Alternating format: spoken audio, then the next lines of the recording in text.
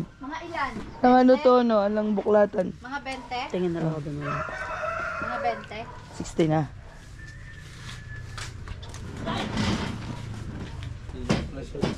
Oo, ano na namin eh. Ano sabi? Bago mag-lunch, sabi ko babalikan na. Ano sabi?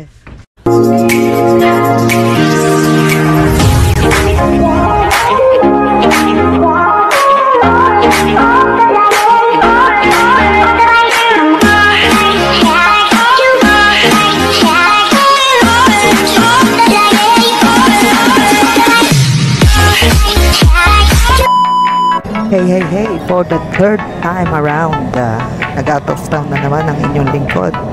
Ang 3K Design ay muling dadayo, lalabas sa Bantabangan. Ito naman ay mas malayo naman to sa San Jose City. Ito ay parang installation ng mga mason, so may halong nervyos ang inyong lingkod.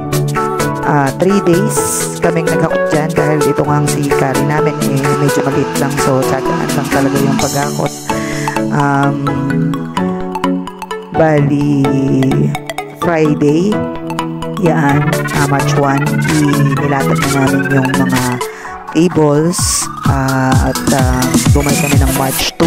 Yan, pagdating namin dyan ng umaga, nag-breakfast na muna kami para maiset na namin yung pagtulong namin kay Chef Albert. Marami siyang gagayatin dahil nag-accommodate kami dito ng 300 na katao. So, no mismong event is lumampas pa yan.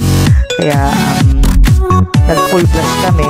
After namin magtela, nag-full blast na ang team namin para tulungan si Chef Albert sa nagagayat. Siyempre, ang inyong lingkod to the rescue din. So, yan. Saglit lang namin na ginawa yan. Ang medyo matagal lang siyempre yung pagluluto. Pero yung pagsiset up is mabilis lang dahil marami naman kami. And since ito ay pangmayamang setup, look naman, sinimplihan lang namin dahil medyo formal yung event, hindi naman katulad ng mga kasal. Pero syempre bonggacious ang ating buffet, yung ating buffet setup. So yan lang yung pinakamatrabaho talaga, saka yung paghakot. Pero pagdating sa since 300 nakatao yung aming i-accommodate, nag-set up ako ng 2 set ng buffet para hindi masyadong mahaba yung pila ng ating mga bisita. So yan, all naman are sets na bago dumating yung mga bisita namin. So thank you sa team ng 3K Design at madali natin natapos yung setup. Thank you din kay Mr. and Mrs. Reyes, Kuya Aztec, thank you for choosing 3K Design. Kahit malayo, talagang dadayuhin natin yan. At syempre thank you bro, at patuloy ang pagbibigay niyo ng lakas ng pangangatawan sa akin